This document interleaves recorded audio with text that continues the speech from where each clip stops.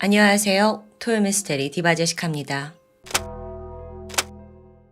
미국 오하이오주 한 주유소에서 믿기 힘든 화재 사건이 발생했습니다. 그것도 사람을 대상으로요. 지금 보시는 이 사진이 당시의 CCTV 캡처인데요. 실제 뉴스에 보도된 그 현장의 영상을 보면 사람 몸 전체에 불이 붙어버렸습니다. 피해자가 고통에 몸부림치면서 살기 위해 처절했던 순간이 고스란히 담겨져 있죠. 다행히 주변인들의 신고로 피해자는 곧장 병원으로 이송됩니다. 이 비극적인 사건의 당사자는 31살의 여성 주디 말리노프스키였습니다. 이 화재로 그녀는 몸의 90%에 달하는 심각한 화상을 입게 돼요. 살과 근육이 다 녹았고 뼈가 드러났을 정도였죠. 심지어 뼈에도 그을음이 남았더라고요. 머리카락은 물론이고 귀와 손가락 다 녹아서 사라졌습니다. 부상 정도가 너무 심해서 베테랑 의료진조차 소생 가능성이 희박하다고 판단합니다. 가족들도 딸이 이 상태에서 숨을 쉬는 것조차 너무 힘들었거든요. 그래서 희망의 끈을 놓는 듯 했죠. 하지만 이런 우려가 무색하게 주디는 이후 2년간 생을 이어나갔습니다. 필사적으로 생명의 끈을 붙잡은 건데요. 동시에 자신을 이렇게 만든 범인과 그날에 대한 기록을 최대한 남겨둡니다. 그렇게 미국 역사상 처음으로 그녀는 자신의 살인 재판에서 증언할 수 있었습니다. 지금부터는 무덤 속 증언이라고 불리면서 미국 법정 역사를 뒤흔든 주디 사건의 전말을 파헤쳐 보겠습니다. 먼저 주디는 미국 오하이오주 교회에서 태어나고 자랍니다. 어린 시절 특이점이 있다면 단연코 그녀의 미모였죠. 화려한 금발에 오똑한 이목구비를 가지고 있어요. 그래서 학교에서도 늘 주목을 받았고요. 미인대회도 나가서 우승을 하고요. 또 소위 미국의 그 고등학교 인기투표라고도 볼 수 있는 홈커밍 퀸으로 선정될 정도입니다. 그렇게 잘 커서 20대 초반이 됐을 때 비교적 어린 나이에 결혼을 해요. 두 딸을 낳고 가정을 꾸리게 된 거죠. 옆에는 사랑하는 남편과 또 귀여운 아이들, 또 든든한 부모님까지 모든 환경이 완벽했지만 생각보다 그 행복이 오래가지 못합니다. 주디가 갑작스럽게 난소암을 진단받은 거예요. 예기치 못하게 찾아온 이 병만은 그녀의 삶을 통째로 흔들고 말았죠. 그나마 초기에 발견이 돼서 수술도 받고 항암을 하면서 암을 제거하게 되거든요. 근데 이 치료 과정에서 막대한 의료비를 지불해야 합니다. 아직 젊은 부부에게 이 경제적인 부담은 너무 버거웠어요. 부부 사이에 갈등이 일어나게 되죠. 아내의 암은 해결됐지만 두 사람은 끝내 이혼을 맞이합니다. 그나마 두 딸의 양육권은 엄마에게 주어졌죠. 하지만 얼마 안 가 또 다른 불행이 찾아옵니다. 2006년에 난소암이 재발한 거예요. 이번에는 상황이 더 심각했죠. 암이 자궁까지 전이가 돼서 자궁을 적출해야 하더라고요. 뭐 그래요. 이미 아이도 둘이나 있고 여자의 몸에서 자궁은 포기할 수 있다 칩시다. 하지만 주디는 앞으로 얼마나 더 무서운 상황이 닥칠지 당시엔 상상도 하지 못했습니다. 그녀가 치료를 받는 과정에서 의사들은 통증을 줄여야 하잖아요. 그래서 강력한 진통제인 몰핀을 처방하기 시작합니다. 아시다시피 몰핀은 양면성을 가지고 있어요.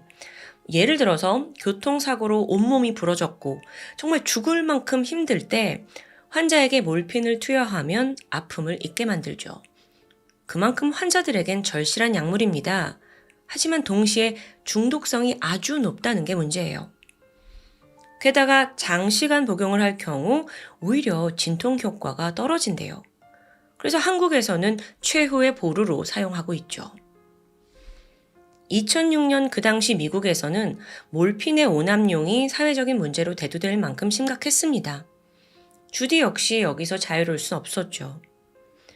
처음에는 단순히 통증을 완화하기 위해서 사용을 했는데 이걸 장기간 복용하니까 점점 효과가 약해지죠. 결국 그녀는 한 알 먹을 걸 두 알, 세 알씩 먹게 됐고요.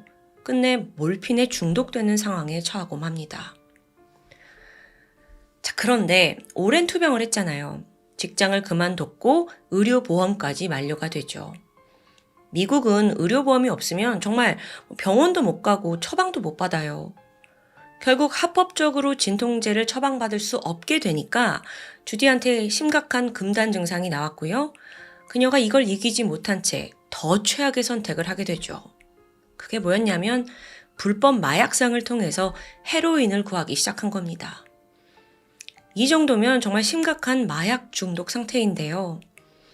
주디는 그렇게 통제력을 잃고 인생은 그냥 곤두박질 쳤어요. 그렇게 하루하루 힘겹게 살아가고 있었지만 그래도 주디가 아직 완전히 무너진 건 아니었죠. 어느 날 문득 자기가 지금 이렇게 마약에 쩌들어 있는 이런 상황 때문에 인생의 가장 중요한 자식들을 잃을 수 있다는 걸 깨닫게 된 겁니다. 그간 애들은 완전히 방치되고 있었어요. 엄마가 이런 상황이니까. 참고로 미국은 부모님이 약물 중독자잖아요. 그러면 아이들을 법적으로 분리시킵니다. 그럼 애들은 복지시설에 가거나 혹은 새 가정에 입양될 수 있고요. 주디가 마약 중독 벗어나지 못하면 아이들 평생 볼 수 없을지도 몰라요. 결국 그녀는 큰 결심을 했고 가장 먼저 가족에게 현재 상황을 털어놓게 되죠. 엄마, 아빠, 나 헤로인에 중독됐어요. 우리 애들 위해서라도 나 좀 도와줘요. 처절한 외침이었습니다. 이때 가족들은 딸의 솔직한 고백에 기꺼이 도움의 손길을 내밀어요. 그때부터 친정 어머니가 어린 손녀들을 도맡아 키웠고요. 또 여동생은 주디의 곁에서 중독 재활을 도왔고요. 물론 주디에게 쉽지 않은 시간이죠. 치료는 힘들었지만 두 딸을 절대 뺏기지 않겠다는 의지로 버팁니다. 드디어 꾸준한 치료, 상담, 그리고 가족들의 지지를 받으면서 주디가 조금씩 호전을 보이게 돼요. 2015년 1월 마침내 약물 중독에서 완치 판정을 받게 되죠. 주디가 가족의 품으로 돌아왔고요. 두 아이들을 꽉 껴안아줬어요. 이젠 정말 행복한 날들만 펼쳐지리라 믿었었죠. 그러던 2015년 4월입니다. 주디의 SNS에 한 남성이 메시지를 보내왔어요.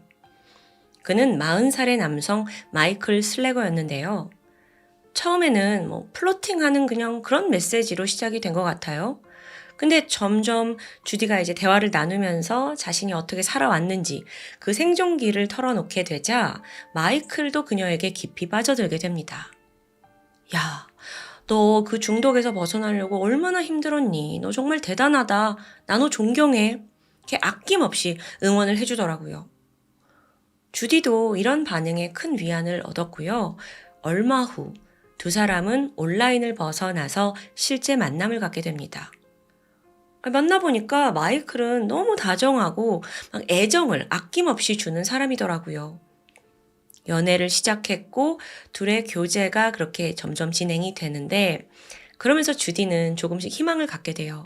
아, 내 딸들에게 좋은 가정, 좋은 아빠를 만들어줄 수 있지 않을까 하는 생각이요. 그런데요, 이런 딸의 모습에 주디의 엄마는 불안함을 보이면서 아주 강하게 교제를 반대합니다. 왜 그랬냐면 사실 마이클은 물론 주디한테는 굉장히 다정했지만 끔찍한 과거가 있어요. 가정폭력, 아동학대, 스토킹, 심지어 성폭행 전과까지 있더라고요.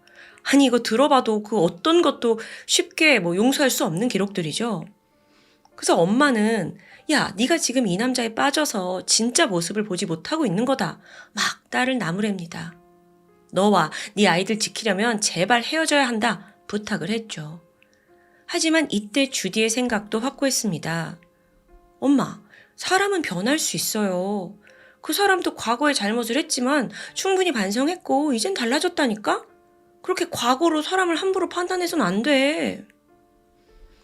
주디는요. 그 어떤 과거의 기록, 그 편견에 갇혀서 마이클을 밀어내는 건 부당하다고 생각한 거예요. 자기도 예전에는 마약 중독자였잖아요. 근데 이제는 거기서 벗어나서 이렇게 좋은 새로운 삶을 살고 있으니까 마이클도 그럴 수 있으리라 믿었던 겁니다. 결국 주디는 가족의 반대에도 불구하고 마이클과 동거를 시작합니다. 이제 번듯한 남자와 함께 안정적인 가정을 이루리라, 제2의 인생을 살리라 다짐했고 설레었어요. 그런데 동거가 시작되고 얼마 안 가서 자기가 엄마 말을 듣지 않은 걸 뼈저리게 후회하기 시작했죠. 두 사람만의 집이라는, 그러니까 외부와 단절된 공간이 생긴 거잖아요. 마이클이 바로 본색을 드러냅니다. 일단 주디를 통제하고 싶어 했어요. 내가 아는 곳에만 가. 내가 인정한 시간대에만 있어. 이런 식으로요. 근데 주디도 강한 사람이니까 생각만큼 쉽게 휘둘리진 않았죠. 이때 마이클이 꺼낸 게 뭔지 아세요? 헤로인입니다. 마약을 권하기 시작한 거예요. 그래서 주디가 필사적으로 거부를 했죠. 오랜 시간 힘겹게 극복을 했는데 다시 그 구렁텅이로 절대 돌아갈 수 없어. 그런데 이 마이클이란 인간이 생각보다 너무 악랄합니다. 주디에게 폭력을 휘둘러서 제압을 하더니 강제로 헤로인을 주입한 거죠. 그렇게 주디가 정신을 잃었고 계속되는 약물로 전보다 더 빠르게 헤로인에 중독되고 말아요. 마이클은 주디를 완벽하게 통제하고 싶었던 것 같아요. 수시로 내 말을 안 듣는다면서 폭행을 하고요. 도망가지 못하게 감시합니다. 행여나 조금만 마약에서 깨어나서 정신이 돌아오면 다시 헤로인 주입시켜서 완전히 주디를 무력하게 만들었죠. 그러면서 동시에 네가 내 말을 잘 듣지 않으면 경찰에다가 너의 마약범으로 내가 신고할 거다 라고 협박을 합니다. 그럼 어떻게 돼요? 아이들도 볼 수 없잖아요. 그러니까 지금 상황은 애들조차 인질이 되어버린 거예요. 이렇게 되니까 주디가 겨우 정신을 붙잡고 있었고요. 내가 이렇게 살다간 정말 마이클한테 죽을 수도 있겠다라는 공포감에 시달렸습니다. 사실 그래서 몇 번이고 경찰에 신고를 해서 도움을 요청했어요. 근데 그럴 때마다 경찰은 그녀가 과거 마약 중독자였잖아요. 그래서 그 신고를 무시하게 돼요. 이때 마이클의 전과 기록을 봤으면 됐을 텐데 그렇지 않았다는 게 문제였죠. 결국 마이클과 동거를 시작한 지 불과 4개월 만에 그녀는 급격히 망가졌어요. 주디는 정말 마지막이다 라는 심정으로 어머니에게 전화합니다. 마이클과 정리하고 약물치료센터에 자진 입원하겠다 라는 의지를 밝힌 거예요. 이번에도 가족은 우리가 어떻게든 너를 돕겠다고 나섰고요. 2015년 8월 2일 오후 4시 주디는 먼저 아이들을 부모님에게 맡긴 후 마이클에게 가서 이별을 통보합니다. 그리고 빠르게 집을 나섰어요. 곧장 차를 몰고 치료센터로 향했죠. 일단 여기에 들어가면 외부와 접촉이 차단되니까 어떻게든 마이클이 접근할 수 없고 이 일이 해결되리라 생각한 것 같아요. 그렇게 막 마음이 급해서 센터로 가던 중 문득 후방 거울을 보는데 마이클의 검은색 트럭이 보입니다. 따라오고 있는 거예요. 그래서 주디도 막 도망치듯 속도를 냈습니다. 마이클도 필사적으로 따라오고요. 결국 오후 5시 이렇게 내가 쫓길 수만은 없다라고 생각한 주디가 에글러 로드 교차로에 있는 한 주유소에 차를 세웁니다. 곧이어 마이클도 차를 세우더니 저벅저벅 다가왔죠. 차에서 내린 두 사람이 격한 언쟁을 벌이게 돼요. 주디는 야 이제 그만 좀 하자. 나 좀 놔달라. 너 왜 이러냐. 화를 내다가 주디가 당시 손에 이제 탄산음료를 들고 있었거든요. 그거를 이제 마이클에게 뿌리게 됩니다. 이걸 당한 마이클이 아무 말 없이 갑자기 뒤돌아서 자기 차로 가요. 그리고 30초 후에 그가 돌아오자마자 주디의 몸에 불길이 훨훨 타오르게 된 겁니다. 와. 자, 경찰은 주유소 CCTV를 통해서 당시의 상황을 대략적으로만 파악할 수 있었어요. 둘이 만났고 싸웠다가 마이클이 차에 갔다 오고 불이 붙은 상황이에요. 그런데 문제가 있습니다. 이 CCTV 화질이 별로 좋지가 않았어요. 그래서 정확하게 어떤 상황인지를 파악할 수 없는 겁니다. 일단 마이클 지금 얘가 자기 차 가서 휘발유 가져와가지고 주디 몸에 뿌리고 불을 지른 정황은 맞는 것 같아요. 근데 이 사건이 벌어진 곳이 주유소죠. 그러니까 의도치 않게 노출된 휘발유가 어디 있었을 수도 있는 거예요. 그래서 정확히 마이클이 일부러 그랬다라는 증거는 부족한 거고요. 실제 마이클 측도 이 점을 파고들었어요. 재판이 이제 진행이 되면서 고의성이 있었느냐 없었느냐 이 공방이 중요했는데 마이클 변호사 측 주장은 아니 그날 담배에 불을 붙여 주려다가 이렇게 발생한 단순한 사고였을 뿐이다 라고 말합니다. 휘발유도 자기가 일부러 뿌린 게 아니래요. 주디가 주유를 하는 과정에서 실수로 손에 묻었는데 그게 이제 담뱃불이 붙다가 이렇게 불이 활활 타올랐다는 거죠.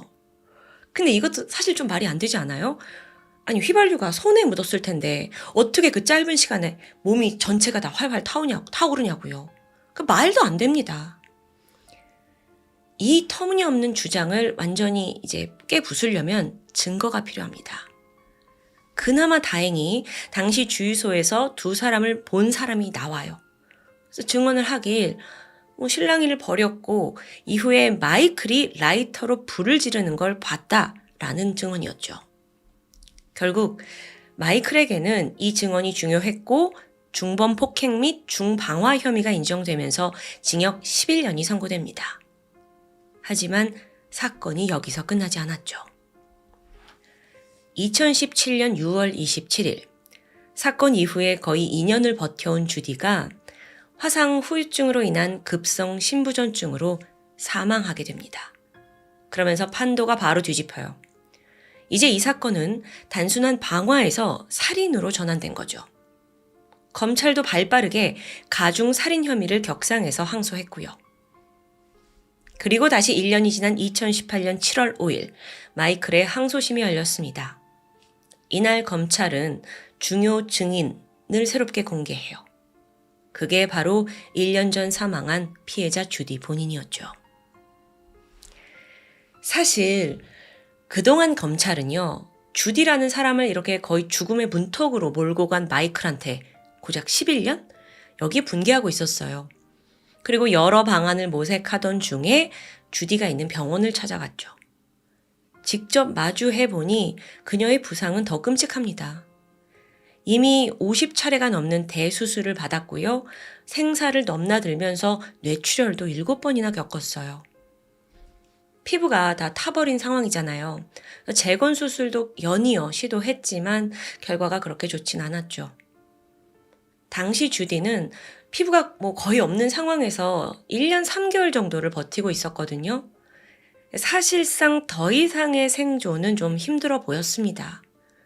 그렇다 보니까 의료진은 조금이나마 그녀의 고통을 덜어주기 위해 인위적으로 약물을 주입해요. 그래서 혼수 상태에 빠져서 고통을 좀 덜 느끼게 만들어준 거죠. 한편 당시 검찰의 입장은 만약 주디가 이러다 사망하면 마이클 살인죄로 기소할 수 있습니다. 또 여기에 주디가 증언만 해준다면 이걸 녹화해서 나중에 법정에서 결정적인 증거로 사용할 수도 있고요. 하지만 문제가 있어요. 주디가 오로지 정신이 온전한 상태에서 진술을 해야만 법적 효력이 발생합니다. 근데 지금 혼수 상태잖아요. 혼수 상태를 깨어나게 하려면 모든 약물을 중단해야 하고요. 근데 주디는 그 진통제 없이는 하루가 아니라 1시간도 버티기 힘들어요. 그래서 검찰도 의료진도 이거 어떻게 해야 되지? 막 쉽사리 결정을 못 내리고 있던 상황이었습니다. 그러다가 모든 칼자루를 우리 주디에게 주자. 주디에게 물어봐서 결정을 따르자라고 생각합니다. 겨우 혼수 상태에서 깨어난 주디가 이 상황을 전달받아요. 그리고 더듬더듬 자신의 의지를 힘겹게 전했죠. 개미 한 마리도 불태워서는 안 됩니다. 난 마이클 때문에 이렇게 됐어요. 근데 그 사람은 충분한 벌이 아니잖아요. 제가 증언하겠습니다. 주디가 제안을 받아들이는 순간부터 모든 진통제를 끊어냈어요. 이 과정은요, 여러분, 일반 사람은 상상할 수 없는 정말 극한의 고통입니다. 마치 비유하자면 수천 개의 뜨거운 바늘이 온몸을 막 콕콕콕 찌르는 듯해요. 온 몸을요. 이걸 버티다 보면 숨쉬기조차 힘들었고요. 이걸 지켜보고 있는 의료진은 당신 이러다 죽는다. 제발 진통제 맞자. 만류했지만 주디는 단호했습니다.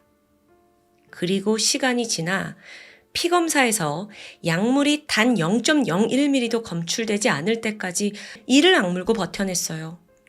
정말 대단한 의지였고요.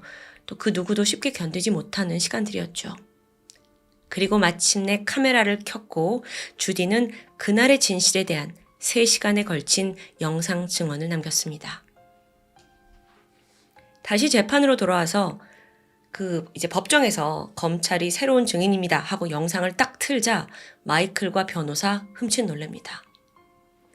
화면 속에서는 예전에 그 아름다운 모습을 다 잃게 된 주디가 그래도 단호하고 강한 목소리로 증언을 이어나갔어요.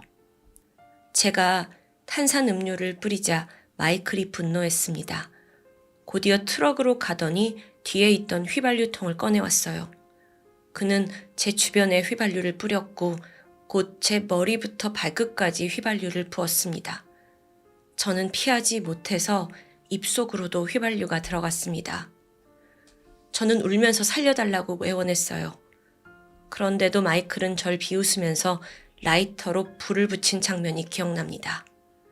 이때 그는 자기한테 불이 옮겨 붙을까 싶어 뒤로 물러서서 저를 지켜봤어요. 정말 악마 같은 모습이었습니다. 이건요, 그 어떤 목격자의 증언보다도 또 그 흐릿한 CCTV보다도 강력한 피해자 본인의 진술이었습니다. 마이클 측 당황했고요. 더 이상 항변을 이어가지도 못했죠. 검찰은 승리를 자신합니다. 그런데 사실 검찰은 이 마이클에게 사형을 구형하려고 했어요. 근데 주디가 살아있을 당시 검찰에게 마지막 부탁을 한 게 있습니다. 마이클에게 사형이 아니라 가석방 없는 종신형을 줘라 라고 한 거예요. 그러니까 이게 사실 주디는 자기는 지금 죽음을 눈앞에 둔 순간이잖아요.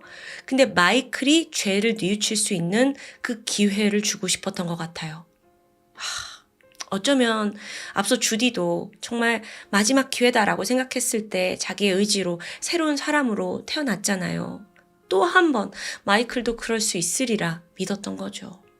정말 대단하죠. 사실 이 사건 이전에 죽은 피해자의 영상으로 증거가 채택된 사례가 거의 없었다고 볼 수 있습니다. 판사는 이 영상은 충분히 증거로서 인정된다라고 결정을 했고 무덤 속 증언이라고 별칭을 붙이게 돼요. 또 주디의 유언을 존중하는 뜻에서 범인 마이클에게 가석방 없는 종신형을 내렸죠. 마이클은 재판 마지막이 되어서야 뒤늦게 유족들에게 사죄했다고 전해집니다. 사건이 보도된 직후에 미국 사회 또한 깊은 애도에 잠겼어요. 2017년 7월 3일에 열린 주디의 장례 미사에는 수많은 조문객들이 찾아왔고 그녀의 마지막을 애도했죠. 동시에 주디가 사고를 당하기 전 수차례 폭행 신고를 했잖아요. 그럼에도 경찰이 가볍게 여겼다라는 것에 대한 비난이 쏟아집니다. 이때 경찰이 마이클이 어떤 사람인지 전과 조회하고 또 어떤 조치를 취했다면 이런 비극을 막을 수 있었을지 모르니까요. 마지막으로 주디의 어머니와 두 딸은 주디 법안을 제안합니다. 고의적으로 타인을 불구로 만들거나 신체를 심각하게 손상시킨 가해자에 대해 최고 형량을 기존 5년에서 20년으로 높여라 라는 내용을 담고 있었습니다. 주디가 사망하고 3개월이 지난 2017년 9월에 법안이 정식으로 발의되었다고 전해집니다. 전신의 90%의 심각한 화상을 입은 주디. 정말 극심한 고통을 우리가 모두 이해할 순 없겠죠. 그런 와중에 하루하루 버텼습니다.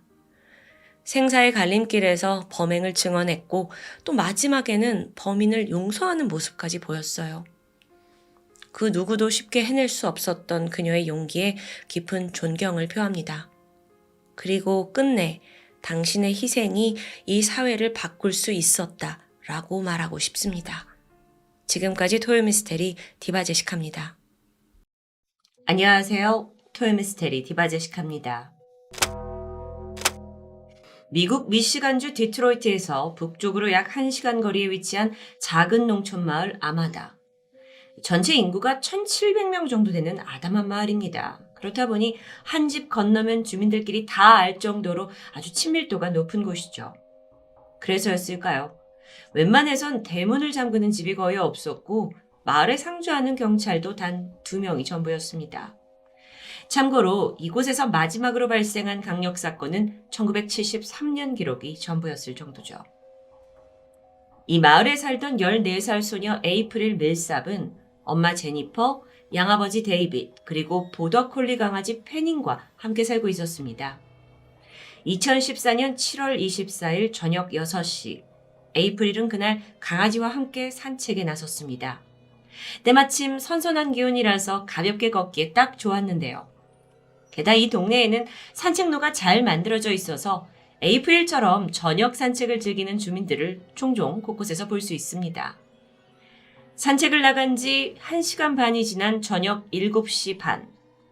평소 같으면 집에 왔을 에이프릴이 전화도 받지 않고 연락이 안 되자 엄마는 슬슬 걱정이 되기 시작했습니다. 그래서 딸 친구들에게 연락을 돌리게 되는데 그중에는 딸의 남자친구인 오스틴도 있었죠. 전화해보니까 오스틴은 친구들과 함께 있다면서 엄마의 연락을 받고서야 에이프릴에게서 온 문자를 확인합니다. 내용을 보니까 나 지금 막 납치당할 뻔했어 라는 에이프릴의 문자가 남겨져 있었어요. 발신 시간은 저녁 6시 28분. 심상치 않았죠. 그래서 바로 전화를 걸었는데 음성으로 넘어갈 뿐 아무런 대답은 없습니다. 같은 시각 에이프릴이 지나간 산책로에서 자전거를 타고 있던 부부가 이상한 장면을 목격합니다. 보더콜리 강아지 한 마리가 혼자 떠돌면서 시끄럽게 짖고 있는 겁니다. 목줄이 채워져 있어요. 그런데 주인이 보이지 않았는데요. 걱정이 된 부부가 가까이 다가가는데 강아지가 이 부부를 막 돌아보면서 그들을 어딘가로 이끄는 듯한 느낌을 받았습니다. 결국 부부가 강아지를 따라 나섰고 그렇게 도달한 곳에 머지않아 한 여성의 시신을 발견합니다. 14살 에이프릴이었죠. 강아지는 그녀의 반려견 펜이었습니다. 잠시 후 911이 출동했고 보니까 이미 사망한 에이프릴의 옷은 찢어져 있었습니다. 머리에는 단단한 무언가로 내리친 듯 상처를 통해 많은 피가 흐르고 있었죠. 부검을 해보니까 사인은 질식사였습니다. 누군가 발로 그녀의 목과 가슴을 강하게 압박했던 정황이 드러나는데요. 특히나 목에는 범인의 것으로 보이는 운동화 자국이 남겨 있었죠. 이 참혹한 살인사건에 평화롭던 시골 마을은 큰 충격에 빠졌습니다. 아니, 누가 도대체 14살 소녀를 이렇게 잔혹하게 살해한 걸까요? 그 충격과 반전의 전말이 이제부터 밝혀집니다. 가장 처음 유력한 용의자로 떠오른 건 에이프릴의 남자친구 오스틴이었습니다. 하필 여자친구 문자를 1시간 넘도록 보지 못했다는데 이게 영 수상했던 거죠. 오스틴은 친구와 놀다가 바빴다라고 설명을 했는데 실제로 조사 결과 식당 CCTV에서 그 모습이 포착되면서 알리바이가 성립됩니다. 거짓말 테스트도 문제없이 통과했고 결국 수사선상에서 제외돼요. 그런데 이 사건은 용의자를 특정하는 데 상당한 어려움이 있었습니다. 사건 현장 그리고 피해자의 몸에서 범인의 DNA가 전혀 검출되지 않았기 때문이죠. 목과 가슴을 압박했지만 지문 이게 남아있지 않아요. 오직 발자국뿐이었어요. 그래서 경찰은 작은 증거라도 확보하기 위해 에이프릴의 소지품을 찾는 데 주력했죠. 그리고 마침내 이 시신이 발견된 지점에서 1.6km 떨어진 곳에서 에이프릴의 휴대전화를 발견하게 됩니다. 근데 마침 그때 전화가 낙엽 안에 숨겨져 있었어요. 범인이 일부러 이렇게 둔 거죠. 그렇다면 이 안에 뭔가 결정적인 단서가 있지 않을까요? 경찰은 에이프릴의 통화 기록, 문자 내역 다 꼼꼼히 살폈습니다. 안에는 남자친구와 주고받은 문자 외에 사실 특별히 의심할 만한 정황은 발견되지 않았는데요. 그래도 포기하진 않았습니다. 계속 핸드폰을 들여다보던 경찰이 문득 한 어플에 주목하는데 그건 스포츠 러닝 앱입니다. 운동을 즐겨 하시는 분이라면 익숙할 수도 있는데 이게 GPS를 이용해서 사용자의 러닝 코스, 또 스피드, 타임라인을 자동으로 기록해주는 어플이었죠. 불행 중 다행으로 에이프릴이 산책을 갈 때 이 앱을 켜뒀고 이게 자동으로 실행이 되고 있었던 겁니다. 이 어플 기록을 살펴보니까 저녁 6시쯤 집을 나선 후 에이프릴은 시속 1.6km 속도로 산책을 즐겼습니다. 아주 빠른 속도는 아닌 거죠. 그리고 6시 20분쯤 기록상 걸음이 눈에 띄게 빨라진 게 포착됩니다. 그리고 그때로부터 8분 후에 에이프릴이 남자친구에게 내가 납치당할 뻔했다라는 문자를 보낸 정황이 딱 일치했죠. 즉 그녀가 어떤 위협을 느꼈고 누군가를 따돌리기 위해 걸음을 서둘렀다고 추정됩니다. 문자를 보낸 직후 기록상 그녀는 산책로에서 방향을 틀어서 다시 집 쪽으로 향했습니다. 하지만 얼마 후인 6시 35분 GPS상 같은 자리에서 격렬한 움직임이 관찰되었죠. 바로 이때 무슨 일이 벌어진 게 틀림없습니다. 그런데 사망 추정 시각 이후에도 어플은 계속해서 움직임을 포착했습니다. 범인이 에이프릴의 핸드폰을 챙겼기 때문이죠. 속도를 보니까 시속 32km. 이건 사람이 달릴 수 있는 스피드가 아닙니다. 즉 걸어간 게 아니라 차나 오토바이를 이용한 흔적이었죠. 이건 엄청난 단서가 될 수 있습니다. 다음으로 경찰은 구글 맵에 기록된 범인의 이동 노선을 추적하게 되는데 그 결과 길에 버려진 에이프릴의 가방을 발견합니다. 정말 스릴 넘치는 추적이죠. 하지만 아쉽게도 이후 핸드폰이 버려졌고 그 다음으로 범인의 이동 경로를 알 방법은 없습니다. 어쨌든 이 에이프릴이 켜둔 피트니스 앱이 수사에 큰 도움을 주었습니다. 경찰은 핸드폰이 밝힌 노선, 시간을 이용해서 부근에 있는 목격자들을 수색하기 시작했어요. 워낙 작은 마을이잖아요. 그래서 이미 주민들의 관심이 초집중된 상태였고 이때 들어온 제보만 1000건에 달했습니다. 물론 허위 제보도 있었지만 다행히 유의미한 몇 명의 목격자를 추려내는데 성공합니다. 말을 들어보니까 이들이 공통적으로 뭐라고 하냐면 하얀색과 파란색이 섞인 오토바이를 타고 가던 남자를 떠올립니다. 이 오토바이를 다들 이렇게 유독 기억하고 있는 데는 이유가 있는데 원래 이 산책로에 오토바이 진입이 불가능하기 때문입니다. 주민 한 명은 뭐라고 하냐면 어떤 남자가 에이프릴로 보이는 어린 여성과 말다툼을 하고 있었다라는 것까지 말했고요. 또 다른 목격자는 그 낯선 남자가 오토바이를 숲속에 세워두고 몸을 떠는 것 같았다라고 진술합니다. 경찰은 이 목격자들의 증언을 조합해서 남자의 몽타주를 만들었습니다. 여기에 더해 부검 결과를 종합해 본다면 용의자는 자신이 쓰고 있던 헬멧으로 에이프릴의 머리를 강하게 내려친 후 정신을 잃은 그녀를 길가에 끌어내 강간을 시도한 듯 보였죠. 이후 그녀를 버려둔 채 오토바이를 타고 유유히 현장을 떠난 겁니다. 그러다 중간에 핸드폰을 버린 거고요. 한편 계속 어플 기록을 추적하던 경찰은 오토바이가 이동했던 노선 중 CCTV가 있는 도로를 찾아냅니다. 딱 보니까 그날 6시 49분에 오토바이를 쓴 사람이 포착이 돼 있어요. 근데 아쉽게도 헬멧을 쓰고 있었기 때문에 정확히 얼굴을 식별할 수는 없었습니다.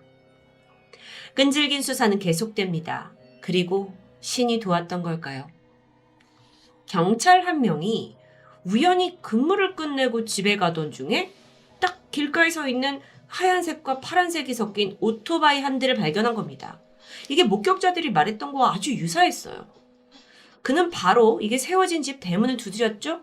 집주인이 나오더니 이 오토바이가 친구 건데 잠시 맡기고 간 거다 라면서 주인의 정보를 줍니다. 그렇게 알아낸 소유자는 제임스 벤 칼리즈. 아마다 마을에서 1시간 정도 떨어진 곳에 여자친구와 함께 살고 있었고 3살짜리 아들이 있는 32살의 남성이었죠. 우선 경찰은 제임스의 집을 방문합니다. 그리고 몇 가지 질문을 하게 되는데 제임스가 경찰 조사에 아주 협조적인 태도를 보였어요. 살인사건 당일 자신이 아마다 마을 산책로를 지나갔다라는 것도 순순히 진술합니다. 동생이 그 마을에 살고 있다고 하는데요. 자기는 6시쯤 도착을 해서 8시까지 2시간 정도 머물다가 떠났다라고 설명했죠. 경찰이 또 다른 질문을 던졌습니다. 그날 무슨 신발을 신으셨죠? 제임스는 흔쾌히 운동화를 보여줍니다. 우선 에이프릴의 부검에서 발견된 발자국, 그건 나이키 조던 운동화였습니다. 하지만 제임스가 보여준 건 전혀 다른 브랜드였죠. 결국 경찰은 물증을 찾지 못한 채 그의 집을 떠나고 말았습니다. 하지만 어딘가 찜찜한 느낌은 쉽사리 가시지 않는데요. 다음날 경찰이 다시 제임스를 찾아갔고 이 알리바이를 좀 더 확실하게 입증하기 위해서 진술서를 좀 써달라라고 요청하게 되는데 이날 제임스는 웬일인지 바쁘다 하면서 진술서를 거절합니다. 하루아침에 180도 바뀐 태도가 더 수상하죠. 사실 무엇보다도 여러분 경찰이 만들어 놓은 이 몽타주와 제임스의 외모가 상당히 유사합니다. 하지만 그것만으로 체포를 할 수는 없어요. 이후 경찰은 6시부터 8시까지 그가 어디에 있었는지 이 알리바이를 꼼꼼히 조사합니다. 그리고 마침내 사건 당일 6시에 동생 집에 있었다라는 진술이 거짓이라는 걸 밝혀내요. 어떻게 밝혀내냐면 휴대폰을 압수해서 위치 추적을 해보니까 동생 집이 아닌 사건 현장에서 꽤 가까운 주유소에 있었던 겁니다. 그 후 30분 정도 지나서 사건이 벌어졌으니까 이건 충분히 의심스러운 정황이었죠. 마침내 경찰이 수색영장을 발부받아서 제임스 집을 본격적으로 수색하는데 역시나 여기서는 증거가 나오지 않습니다. 다만 집을 둘러보던 중에 마리화나를 키우고 있었어요. 그래서 이걸 제목으로 일단 제임스를 체포하게 되죠. 이후 본격적으로 압수한 핸드폰을 살펴보던 경찰이 동영상 하나를 찾아냅니다. 그 영상에 계속 나온 것도 아니고 아주 찰나의 순간 제임스가 나이키 조던 운동화를 신고 있는 장면이 찍혀 있었죠. 정말 너무 제가 설명하면서도 짜릿한데요. 더 살펴보니까 핸드폰에는 어린 여자를 꼬시는 법, 왜 어린 여자는 날 좋아하지 않나 같은 약간 또라이 같은 검색 기록이 남아 있었죠. 수사팀은 이런 다 증거들을 모았고 드디어 에이프릴 살인사건의 용의자로 그를 정식 기소합니다. 속 시원하게 해결될 줄 아셨겠지만 제임스 변호사 주장이 만만치 않습니다. 아니 살인을 했다는 결정적인 증거, 그러니까 뭐 현장이나 에이프릴 몸에서 DNA나 지문도 없지 않냐. 이건 무죄다 라고 강력하게 주장하는 겁니다. 검찰에서 DNA가 발견되지 않는 이유에 대해서는 그날 오토바이를 탔잖아요. 그 의상을 입었습니다. 오토바이 장갑, 헬멧, 긴팔, 긴 바지 이런 걸로 다 무장한 상태였기 때문에 증거를 남기지 않을 수 있었다라고 설명했죠. 그리고 이때 제임스에게 굉장히 불리한 증언자 한 명이 등장합니다. 동거하던 여자친구 크리스탈. 사건 발생 다음 날이었어요. 새벽 3시였는데 제임스가 헬멧과 신발을 소독제로 씻어내는 모습을 목격했다고 말합니다. 또 제임스가 그날 5시에 집을 나가서 9시에 돌아왔다고 했는데 이 시간대가 범행 타임라인과 완벽하게 맞아떨어지는 겁니다. 뿐만 아니라 크리스탈은 제임스가 그날 나이키 조던 에어를 신고 있었다라는 증거로 페이스북에 올려진 그의 나이키 신발 사진까지 제출하게 되죠. 하지만 제임스는 쉽게 물러나지 않았습니다.